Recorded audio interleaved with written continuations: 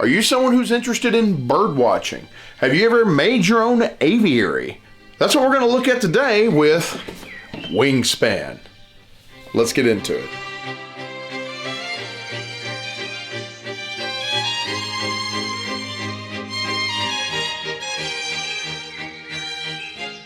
Hey everybody, thank you so much for coming back to the Dice Odyssey. I'm Kaz, and today we're going to be talking about a game that honestly I never saw coming. And what I mean is I just didn't think of it as a theme that I would have necessarily been interested in, right? It's not something that just would have drawn me into a board game, but that's what we're going to be talking about today with Wingspan. It's basically a tableau building, engine building game where you're trying to attract the different kinds of birds and the different kinds of areas of your aviary, whether they be wetlands, forest, fields, and what have you. Now, there's about 170 different birds in this game, so you got a lot of variety. And for me personally, it's pretty interesting because my grandfather's an avid bird watcher. I mean, he has hummingbird feeders all throughout his backyard. He will literally go out there, get his binoculars out, and just watch. But anyway, what we're going to do is give you a general, quick, brief overview of the game. We're not going to necessarily hit every rule. And then we're going to go ahead and get into our final thoughts. In Wingspan, you're trying to attract a variety of birds to create the best aviary. To accomplish this, you'll gain bird cards that have to go into very specific environments on your player board. There are many different kinds of birds that you can gain in the game. Let's take a look at some of these now. In the top left corner, it will tell you the kind of environment it can go in. For example, this one can go into a forest environment. If you take a look at another card here, it can go into multiple environments, your choice. It also tells you the kind of food that you have to pay to place it in that environment. For example, for this card, you have to pay either berries or an invertebrate, which is like a caterpillar. These are how many points you gain for this card. This is the kind of nest this bird makes, and this is how many eggs that this card can hold. Near the bottom, it'll tell you whether or not it's got a power on this card. And if you look to the right underneath the bird, it'll tell you the wingspan of the actual bird. Let's take a look at some of these cards. For example, you have a western meadowlark. It also contains something called a brown power. This says when activated, all players lay one egg on any type of this nest bird. You may lay one additional of this type nest bird. You have a Swanson's hawk. This one says when activated, look at a card from the deck. If it's 75 centimeter wingspan, tuck it behind this bird. If not, discard it. When you have a power like this, it allows you to cache a card underneath for extra points. And if you notice, it's got the symbol here which denotes that it's a predator bird. You got the American coot. When activated, tuck a card from your hand behind this bird. If you do, draw one extra. You've got a burrowing owl. When activated, roll all dice not in the bird feeder. If any are mice, gain one mouse and a cache it on this card. These also count for endgame points. You have a rose-breasted grosbeak. When activated, you gain one seed or berry food token from the bird feeder if there is one. And then you also have some pink style powers. Now these are typically ones that can activate on other people's turns. Like for example, it says once between turns, when another player takes a lay eggs action, this bird lays one egg on another bird with a specific type of nest. And again, there are so many different types of birds, we have not looked at every single power. There is an appendix for the rule book that will help you understand each of the bird's powers. Now, throughout the game, you're going to be able to gain different kinds of bonus cards which will help you with in-game goals. For example, you could have the viticulturalist. These are birds that eat berries. If you're able to gain 2 to 3 of these birds, you'll gain 3 victory points. 4 or more, you'll gain 7. You have the omnivore expert. Birds that eat any kind of food. That gives you 2 points per bird. Now, your player board contains 3 different types of environments: forest, field, and water. Now every round you'll be able to take a number of actions on your turn. You have a number of action cubes which will tell you how many actions you have left. You can play a bird. You pay the food cost and you place it into the environment it goes in. In the first column, it's not going to cost you anything but the food. However, later on, if you want to continue playing in that same row, it's going to cost you a number of eggs according to the column. Now when playing a bird, if you don't have exactly the kind of food you need to play it, you can actually exchange 2 other food tokens and count them as one of the food that you need to play the bird. you can take the gain food action. This allows you to take one die out of the bird feeder, and you'll take the food token that's associated with that symbol. If there's any spot that's covered up, you can't place a cube there, you'd go on to the next spot. In this case, it would allow you to not only take one die, but if you wanted to discard a card, you can go ahead and take a second die. And even if the entire row is filled, you can still take the very end action. Now, say you didn't find anything you needed in the bird feeder, and all that were left was nothing but matching symbols.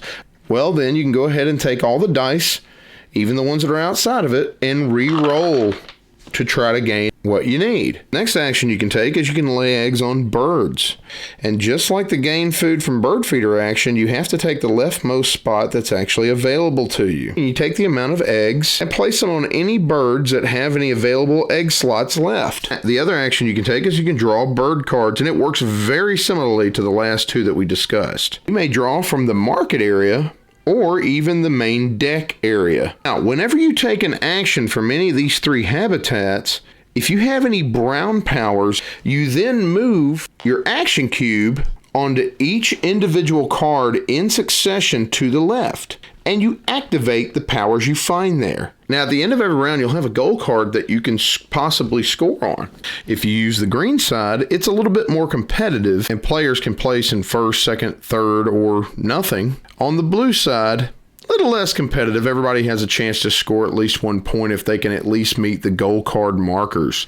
You have a number of double-sided tokens that allow you to set these at the beginning of the game. For example, at the end of round 1, whoever's got the most eggs on birds with this type of nest would win first place and 4 victory points, and then second place and third and on. At the end of 4 rounds, the person with the most points at the end wins.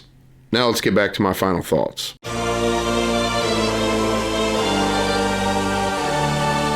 Now, the first thing I'm going to do is get into my pros, and then get into my cons, and then I'm going to give you a final rating on what I think. Number 1, did I like the game? Yeah, actually, I'm ridiculously surprised I did. I wasn't really excited to get into a game about birds, you know? It's not that there's anything wrong with birds, just not something I'm just normally attracted to. Amazingly, though, this game won me over. I don't know what it was. And I guess let's just get into production quality, start off, because that's where I think it started to grab me, and everybody at my table felt the same way. If you played a Stonemaier game, 99.9% of the time you think their quality is absolutely amazing. When you have the production quality that you have in this game with the graphical design, the watercolor style layouts of the player boards, just the wooden dice that I didn't know that I would like that much, but they ended up being amazing for what we were doing. Absolutely, and I love the fact that this turns into like a journal, like a field journal, you know what I mean? You open it up, you close it, looks like a leather-bound field journal. They had this case which holds your cards, you know, the production quality, oh my gosh, it's through the roof. The little eggs, you know, they're just absolutely beautiful. And I never thought I'd say this, but the rule book feels absolutely gorgeous. You want to just rub this thing all the time. Okay, that sounds weird, but I mean, turning the pages is just a dream and a joy. I actually really like the rule book too, and I'm so glad, and you know how I feel about rule books if you ever watch any of my videos. I'm so glad they included an appendix that was fairly easy to follow. I also actually like the little dice tower bird feeder that you stick your dice into and then they roll.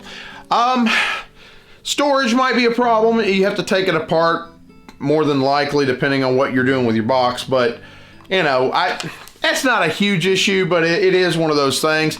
It is an awesome design choice. It does kind of bring you more into that theme. So when it comes to learning the game, I'd almost call this a light engine builder. I mean, some people might find it medium. Just depends on where you are with engine building games.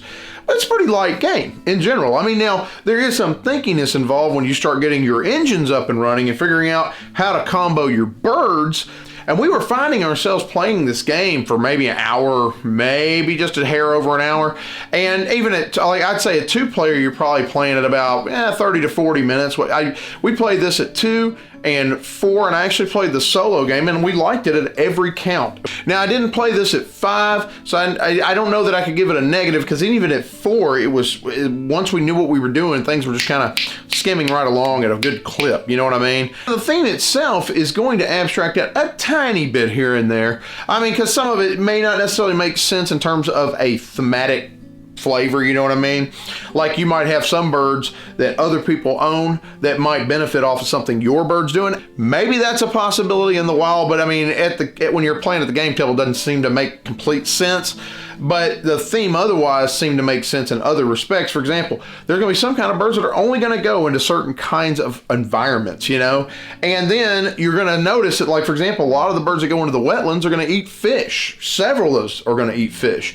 A lot of the birds that are going into the forest are going to eat, you know, like seeds and berries and things of that nature, and possibly bugs. And that all made sense, you know? This game, it's not so innovative, so to speak, but I think what it does is it gives you a tranquil theme that streamlines a lot of those mechanics you've seen in other games, you know, especially when it comes to activating powers. And coming back to theme again off of the mechanics, I think you're going to have certain ties to it, especially when it comes to birds that cache different things, because you can keep, you know, food, and you can cache different things under the bird, you know, and some birds are known for storing food away. And I love the engine building in the game because, for example, I had one game where I had a really great food generating engine in my forest and an egg generating engine, you know what I mean? And eggs are worth victory points in the game, so that's gonna be a huge draw to try to grab as many eggs as you can, and because you have to use them for currency. So you're sitting there kind of like, I don't wanna spend these eggs because, oh my gosh, we have these end of round goals, which, oh my gosh, if I spend these eggs, I'm not gonna be able to get this end of round goal, you know? So there's a lot of push and pull tug of war going on with what you wanna spend versus how many points you're gonna get into the game, and you know, that points to benefit ratio. Another great pro was the fact that at the end of our games, after the first game we played, people at my table were going, this is a game I want to own. Okay?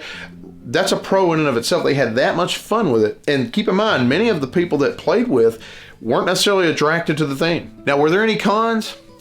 Yeah, I mean, there would be some. I'll go ahead and say this. There may be some cons here that are subjective, possibly some that are objective. After several plays, I began to notice some things, and other people were agreeing with me on this. It didn't hamper the game too bad. It just was one of those things that going for end-game points, the eggs are a great victory route.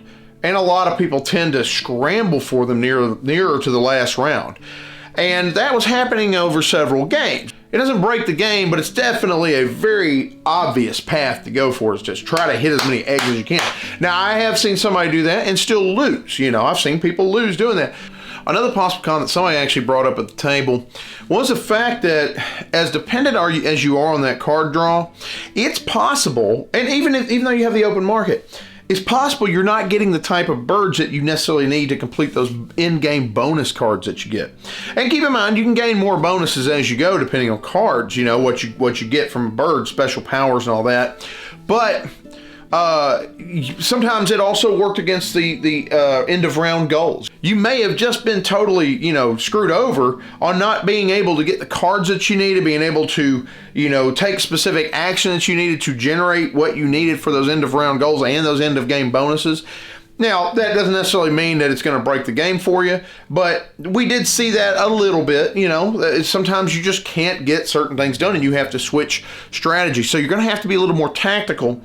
But that was a slight complaint brought up by somebody. I had that happen to me too, but it wasn't that big a deal to me. With all that being said, where do I sit on a final rating for this game? It's gonna be an interesting one for me.